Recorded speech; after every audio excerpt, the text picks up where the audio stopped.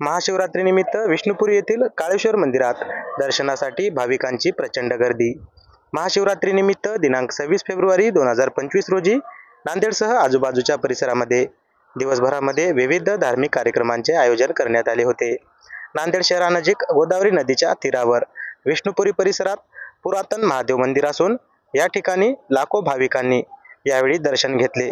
तसेच या ठिकाणी रक्तदान शिबिरासह इतर अनेक कार्यक्रमांचे आयोजन करण्यात आले होते।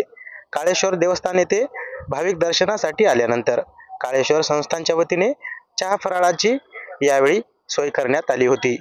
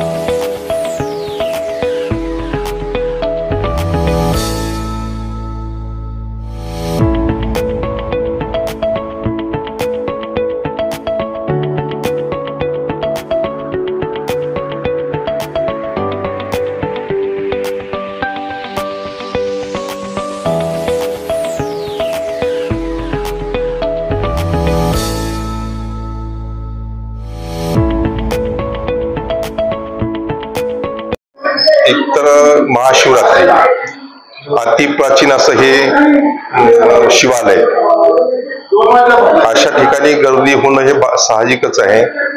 आणि विशेषतः यावर्षी 144 वर्षानंतर महाकुंभ जो आला आणि त्या महाकुंभामुळं प्रत्येक शिवमंदिरामध्ये गर्दी स्वाभाविक आहे।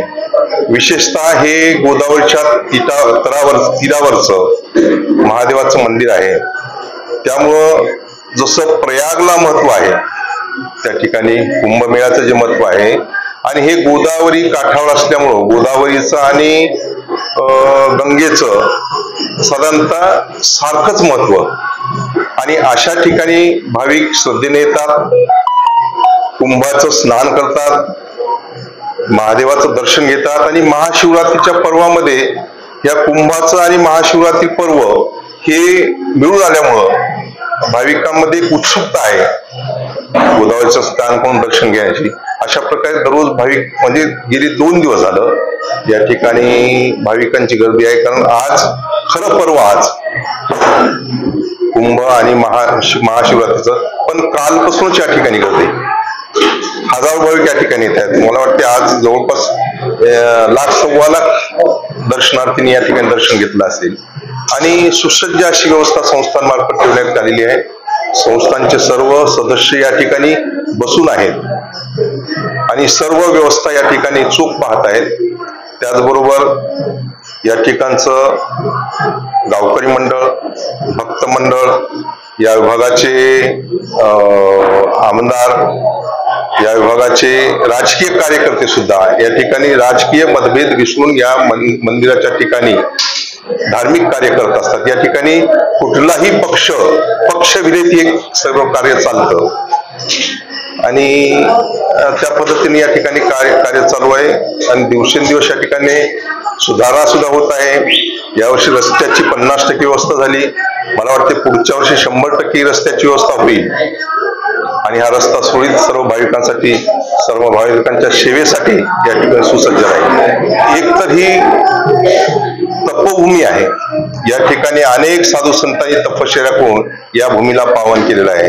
या ठिकाणी असे साधू संत होऊन गेले जसे कन्यादास बाबा, बँक बाबा यांनी या ठिकाणी तप करून या परिसराला पावन केलं आणि आता सुद्धा या ठिकाणी शिराळोणकर महाराजांचं सुद्धा या ठिकाणी अनुष्ठान झालं. आमचे लखेकर महाराज सुद्धा या ठिकाणी दर श्रावण सोमवारीमध्ये त्यांचं अनुष्ठान करतात. म्हणजे अशी साधू संतांच्या तपश्चर्येतून पुण्यप्राप्ती होण्याचा हा पर्व, भाविकांसाठी हा पर्व आहे. या ठिकाणचं ठिकाण आहे असं आणि सर्व भाविकांना मी आव्हान करतो की या ठिकाणी यावं, महाशिवरात्रीचं दर्शन घ्यावं आणि उद्याला या ठिकाणी महाप्रसादाचं आयोजन ट्रस्ट मार्फत केलेलं आहे आणि त्या महाप्रसादाचा सुद्धा लाभ घ्यावा अशी मी आव्हान आणि विनंती करतो. जय काळेश्वर.